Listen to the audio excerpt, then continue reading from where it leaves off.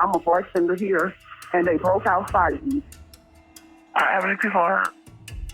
This one, he's laying on the ground. We learned that the shooter was wearing a medical boot on his left leg. Video can point you in the right direction, but we need to identify the shooter. What's his last name? Oh, I can tell you that, sir. Quit bull. You sitting up here wasting our time, and I'm getting tired of it. This person may be involved in a murder. Are they gonna shoot you? Possibly. For those most affected by a homicide, He's gone and I can't bring him back. the first 48 is just the beginning. The pressure was immense. You have a family who is counting on you to seek justice for their son. Here in Alabama, you do have the right to defend yourself. That was the defense here in this case. This is the story of the fight for justice in the weeks, months, and years. River Fire Rescue. Lock the door, please. What is the location where you need help? St. Stephen's Road. Tell me exactly what happened. I'm not even sure, ma'am. I'm a bartender here, and they broke out fighting. How many people are hurt? This one, he's laying on the ground. Medical's on the way. Are you close enough to check and see if he's breathing? Yeah. He's not breathing, ma'am. What's going on, man? We got a call, one shot. The victim is over by the pool tables, deceased. One witness in particular said that a fight broke out.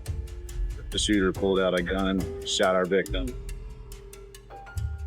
In almost every single homicide case, you almost always have the what. You know what happened. The big thing is to figure out why it happened and how it happened.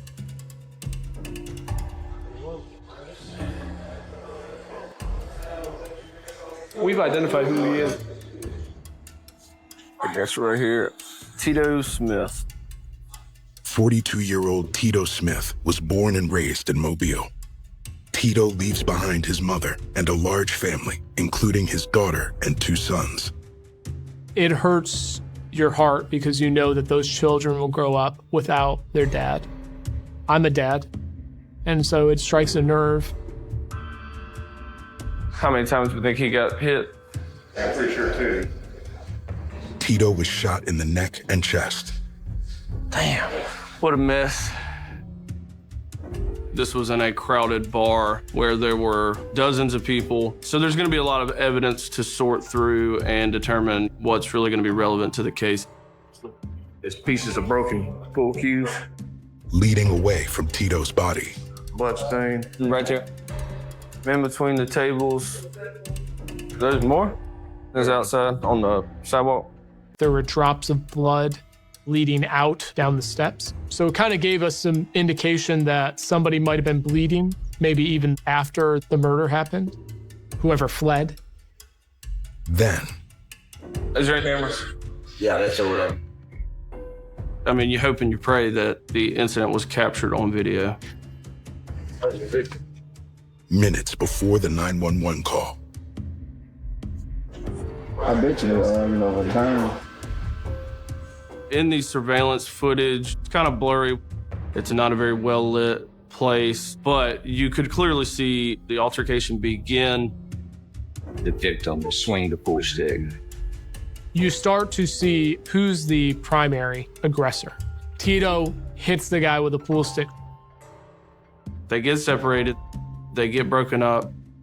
The suspect walks away, and then you see him fire it, go right over Tito and pistol whip him with the gun. Walks out. You get all that on video. That's huge. They replay the incident from another camera angle. Reached out, grabbed his gun. One thing that stood out was that the shooter was wearing a medical boot on his left leg. Not really a way we can identify the shooter's face from the video at this point. All the witnesses, ran out of here pretty quick. People are hesitant to speak with law enforcement, especially when it involves a murder case. It's reasonable for them to be fearful of that person. We should identify some of those guys that were in the back shooting pool. Yeah. 1 hour in, You got a witness. a bar patron remained on the scene after the shooting. Hey, big dog. Just go ahead and give me the whole rundown from the time you got here tonight. So came in probably about 11:30, something like that. Says the boy had a couple drinks. Next thing I know, they hear the commotion. Dude ran over and opened up the shot.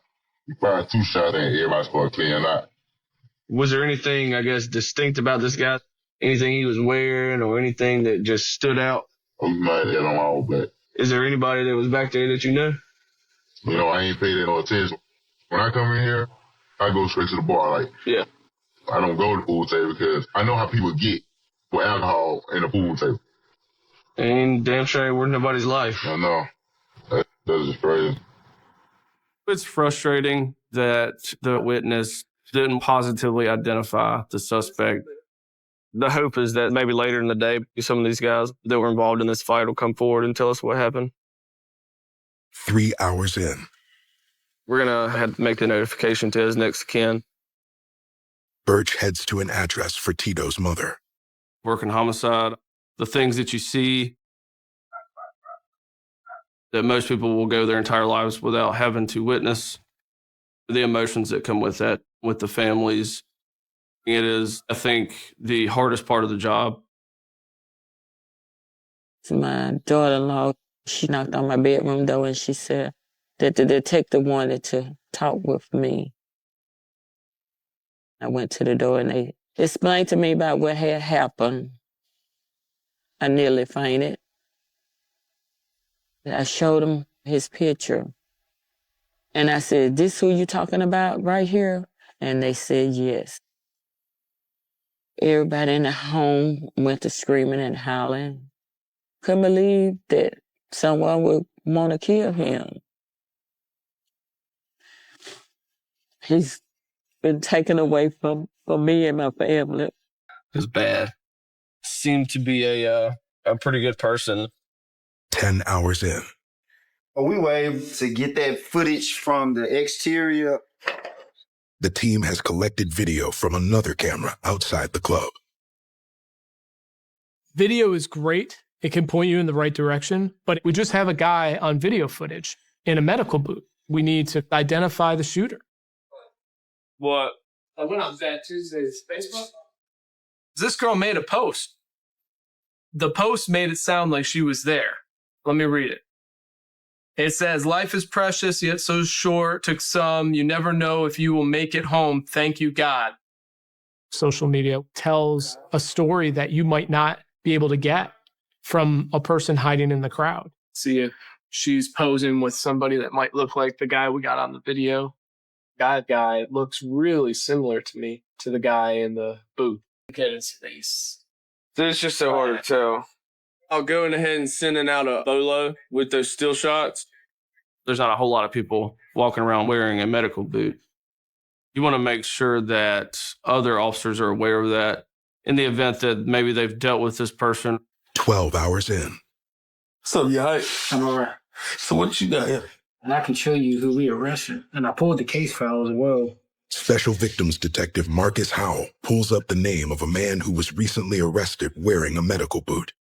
About 2 weeks ago. He was arrested for domestic violence misdemeanor, and he upgraded the charge because of his prior history at multiple domestic violence arrests. All right. The man was last seen driving a white Ford sedan. I pulled up his metric form. This is a picture of him. Oh, wow. He fits the bill. If it's a possible suspect, you're excited about it. We decided we need to pull the body cam from that incident to take a view of it. That was on his left foot. That's his left foot. Reviewing the footage, you have a guy who's similar height and weight with a medical boot on the left leg. All those things were lining up, pointing towards that guy being the suspect. I'm not gonna be in. Hell yeah, that's... Tito, he was my baby boy. He showed me a lot of love. I showed him a lot of love. I felt blessed to have him as a son. He loved it. baseball, and he loved it to ride his bike, motorbike, and he was a great father. He also was a barber. For the kids in the neighborhood that needed a haircut, parents would come, say, cut my child hair, I don't have the money right now, pay you later. He would do it. He would cut their hair for free so they can go back to school. He always called me and see where I was and was I okay. He's gone and I can't bring him back. So I have to just press my way on. This guy fit the bill. How many other guys do you see walking around with a boot on his left foot? 18 hours into the investigation. I don't believe in coincidences, and so you have to approach it with the mindset of maybe this is the guy that just executed Tito Smith. We need to talk to him and get a statement from him. We would need some sort of corroborating evidence in order to prove if he is in fact the suspect that committed the homicide. The team will use the address from the domestic violence case to track down the man in the medical booth. We're gonna look for any evidence of injury on him. Someone was bleeding when they left the scene last night. I think it's 4 or 5 houses up the street. The house kind of was abandoned, but there's a couple of cars in the driveway. Temple.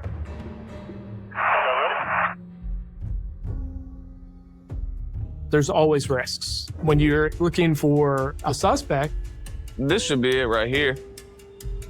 this person may be involved in a murder. Are they gonna shoot you? Possibly.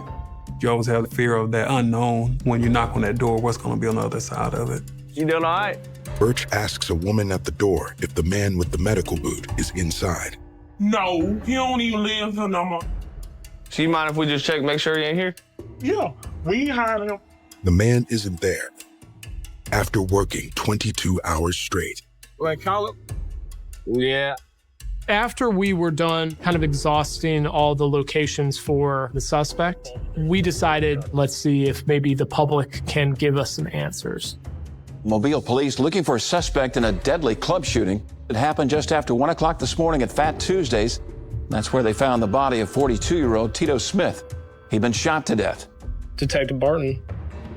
4 days later, Tito was there at your house? We put the guy on the news, and now all of a sudden we're getting a tip. a friend of Tito's says he was with the victim hours before the shooting. They had information about the guy from the news. They said his name is Dirk, and basically that the victim and the suspect knew each other. So that kind of changed a lot. But I promise you, all I care about is solving Tito's murder. When could you come down? All right, man. I appreciate it. I'll see you soon. He said he's coming up here. Apparently this Dirk guy, or Dirk, he just came back from Atlanta because he's wanted for a homicide in Atlanta. Really? Yeah. And he said he's been laying low, and he just popped back up. We'll get on the horn with Atlanta PD. We're getting some information that our shooter might possibly be wanted for a homicide out of Atlanta. Goes by the name Dirk. He's got a medical boot on his left leg. I'll give you my cell. Thank you, ma'am. I appreciate it.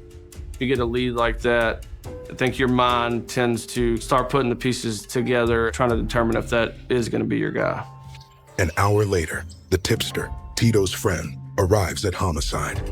The tipster had intimate knowledge. We need to figure out who Dirk actually was and what led up to the fight. So, man. Sorry, Matt Barton. So just tell me everything from the start of Thursday night.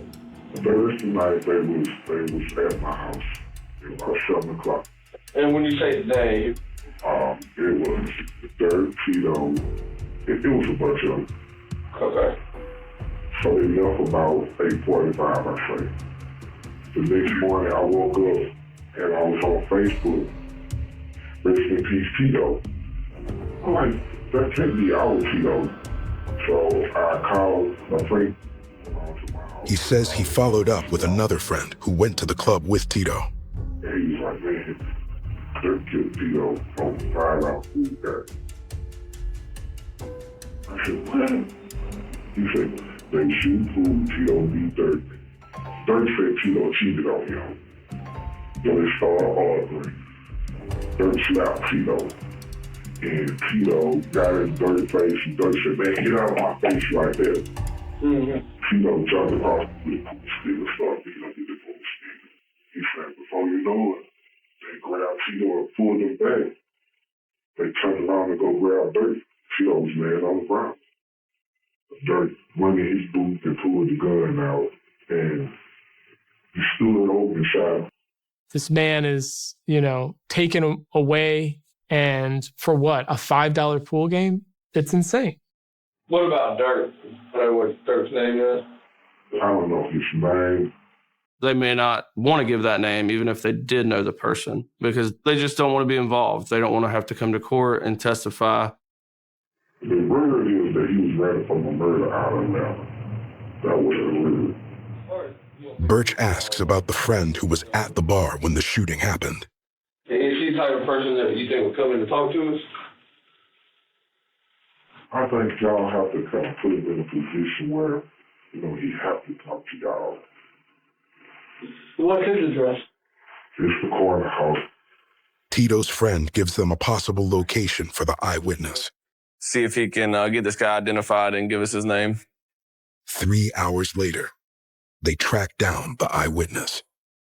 You mind grabbing that seat for me? The biggest hurdle was identifying the shooter who was on video. We needed his whole name. We're here to talk about what went down at Fat Tuesday the other night. Who were you with? A friend rode with me.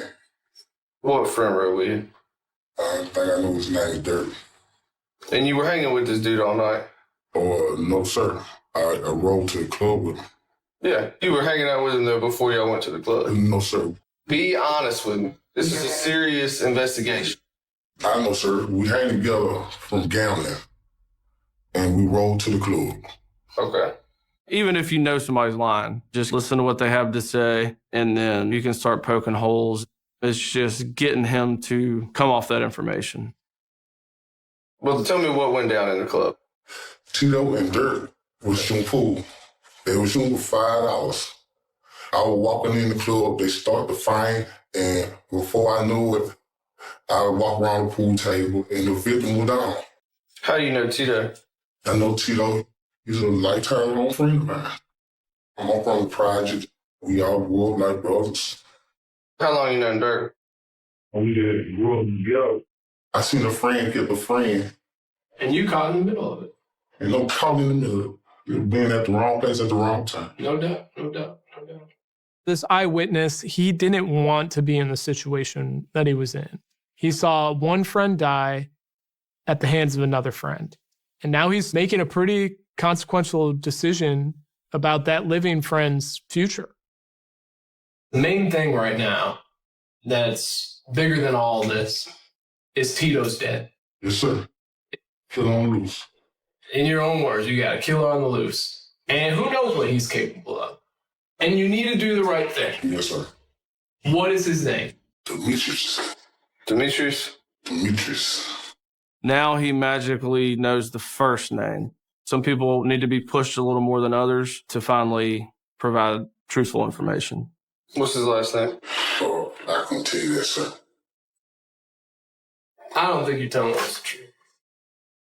Be truthful and help us and not sit there and play games with us and waste our time. Because I do think you care about Tito, but I also think you're scared.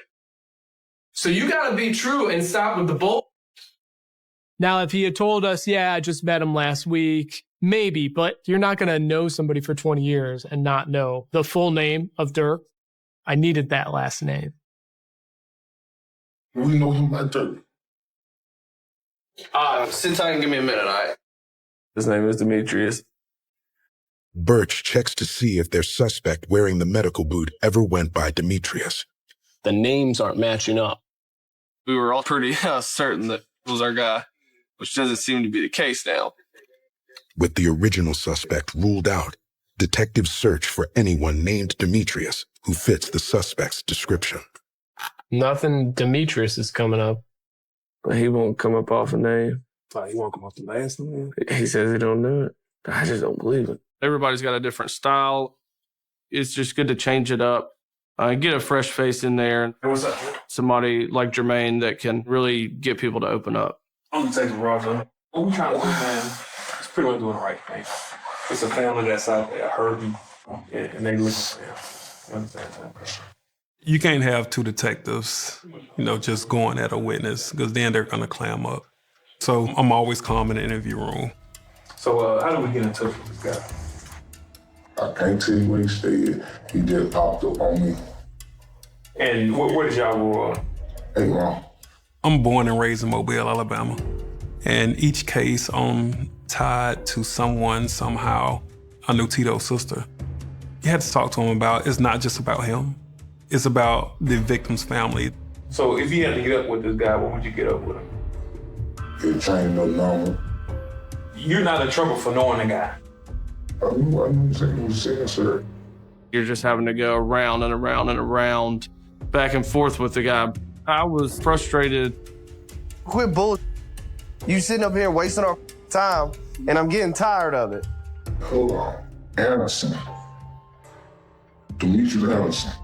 Anderson. Is the man's name Demetrius Anderson? Yes, sir. About how old is Demetrius? 45. What about tattoos? Anything that's noticeable? On my face, I don't know the tattoo. But it look like a scar. Demetrius Anderson. Oh, this might be him. 34-year-old Demetrius Anderson has previous convictions for aggravated assault and possession of a firearm by a convicted felon. We learned that he was currently on probation in the state of Georgia. Haven't been able to find a pending murder charge. But we never located any information that he was actually being sought for a murder in Georgia. I'm gonna show him this. Who is that? That's Dirk. Who you know is Dirk? Demetrius Anderson. Anytime we ask somebody to put their name on a piece of paper, they know that means I may be called to testify. I may have to come to a trial and stare my friend in the face. It's a big choice. But that's what we're called to do. Stand up for the people who don't have a voice anymore. Took us all night. Now we gotta find the guy. It's a big sigh of relief that we can put a name for our suspect to go with our video. Burch had everything he needed to present to the district attorney's office to secure a murder charge. Over the next 3 months, the U.S. Marshals and Clayton County PD search for Demetrius. When a suspect is running, the toll that it takes on families is huge. They are worried for anybody else that could be next in their family. They was telling me as soon as they catch the guy, they would be sure to let me know. And so I just kept the faith, Breaking at 5, an armed and dangerous accused murderer captured by U.S. Marshals in Atlanta. Police say Demetrius Anderson is in custody.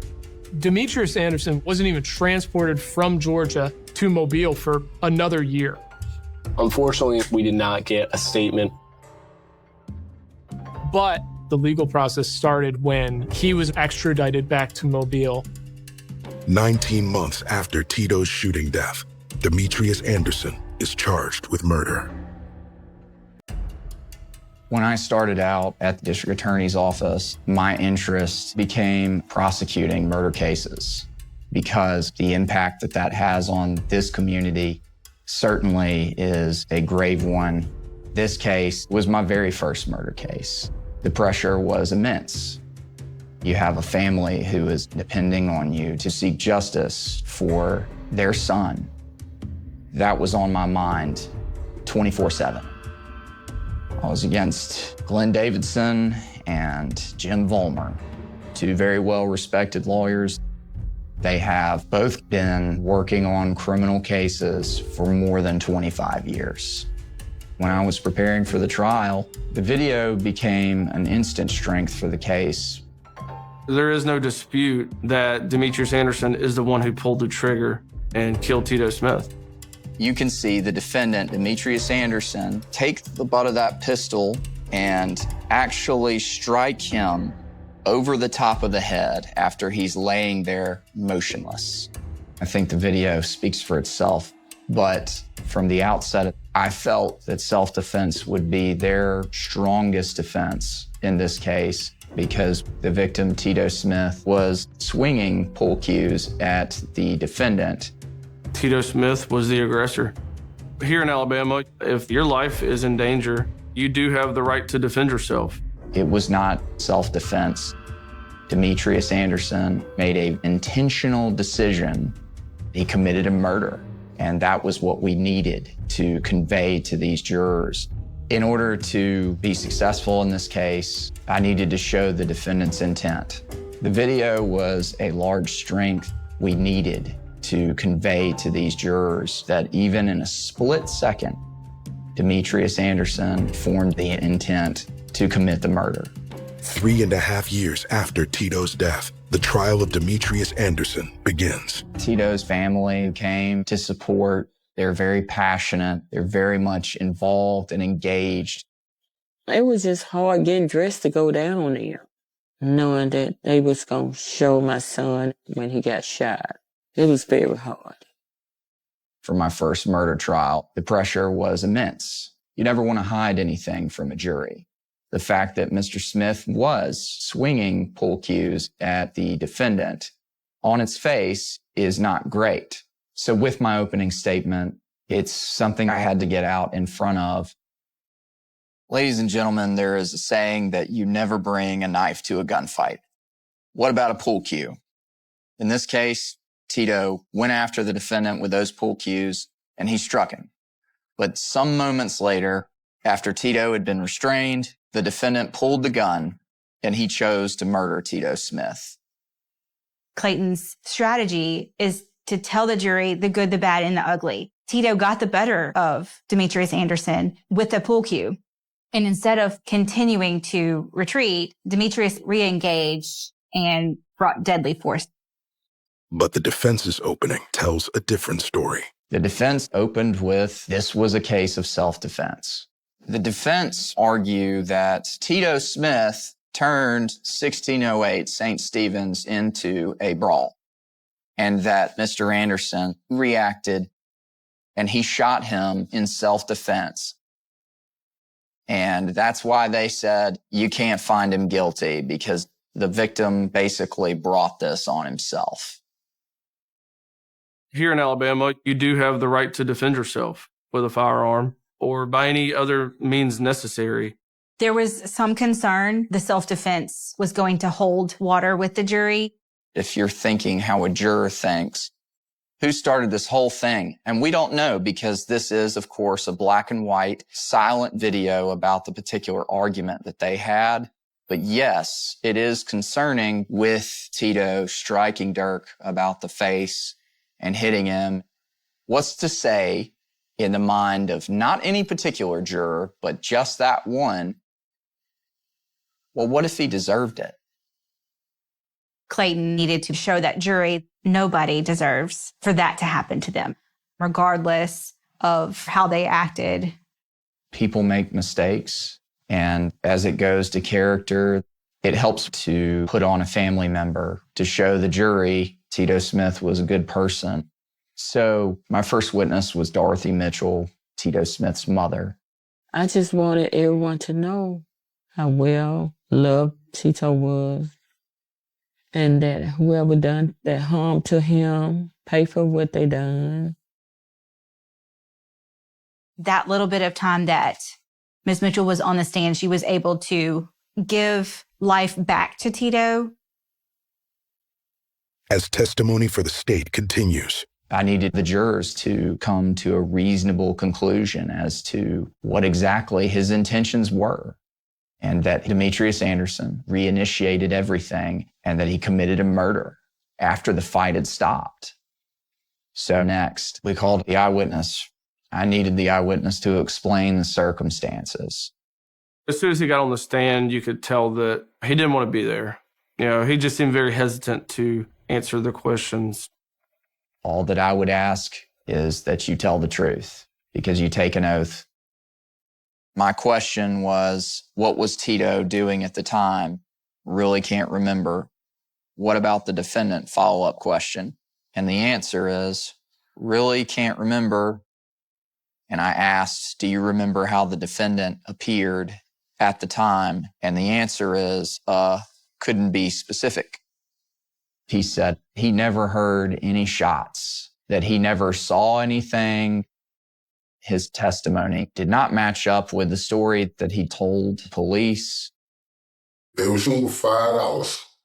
They started the fight, and before I knew it, I would walk around the pool table, and the victim was down. It's one thing when you're in an interview room, maybe there's two detectives and a witness having a conversation. It's a little different when that witness now has to get on the stand when they have one friend who's been killed and the other friend who did it. I definitely think that he was concerned about being perceived as a snitch. The defense is probably loving it. It was the second witness in the trial, and we're already hitting a standstill. I was very confused and a bit angry. Finally, the judge declared him as a hostile witness. The guy who identified Demetrius Anderson as the shooter for us in the interview room has now been deemed unreliable. You don't know what the juror is going to make of that. We called Detective Birch to testify. I needed Birch to speak to everything that went into forming Demetrius Anderson as the primary suspect. How the DNA collected from the defendant's blood put him at the scene. The video told the whole story. It showed the entire event. It showed the people involved.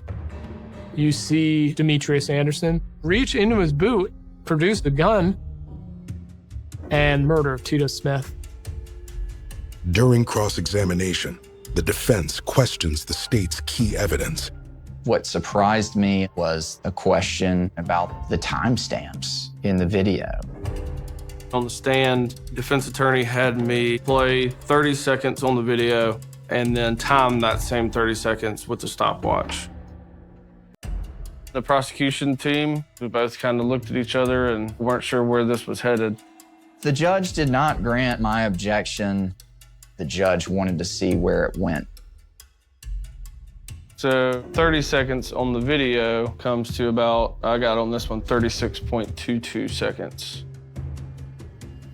I couldn't tell you why, but there is some sort of discrepancy there between the timing. He was trying to show the jury that this video was, defective somehow. It was very worrisome that the defense was going to be able to say that this video had been tampered with and it was not an authentic video. The 37 seconds in real time versus the 30 seconds on camera issue had never been brought to my attention. It never caught my eye that it was off. But the 7-second delay could work in the state's favor. To me, that showed even more time went by. That's 7 additional seconds that Demetrius Anderson had the choice to walk out the door. Okay, fight's off. We're done. However, when you're talking about the intent portion and the defendant, it's not over for him.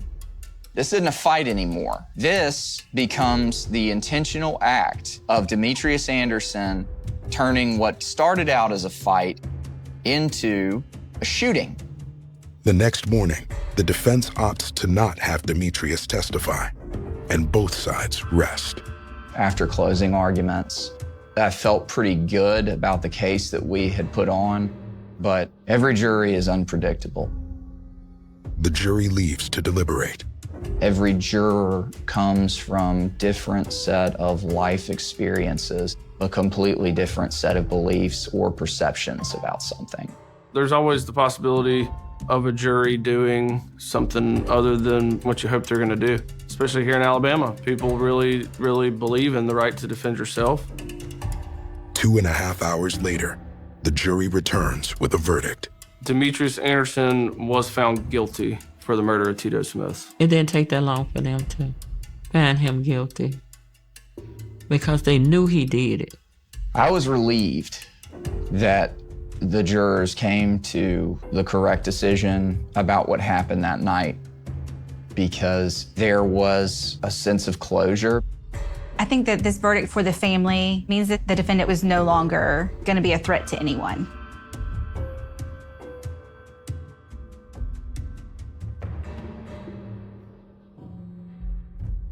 The biggest takeaway I have is we need to figure out a way to control our emotions. Clearly, Demetrius felt disrespected. It just goes to show how quickly something as minute as a $5 bet on a pool table can lead to somebody losing their life. And in the wake of that destruction, you're left with a father who is now not able to see their kids grow up. Their kids are without a father. The family suffer behind all of that, you know? There are other ways that they can solve the problem besides with a gun. It is extremely gratifying to be able to get justice for Tito's mother. These pictures pretty much make me sad. And I miss him. I don't cry and cry till I can't hardly cry no more, you know?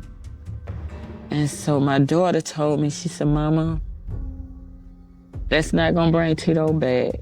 Tito is gone. You have other kids to live for. We don't want you to die because Tito died. And that would kind of help me stop crying so much every day. But I still miss my son.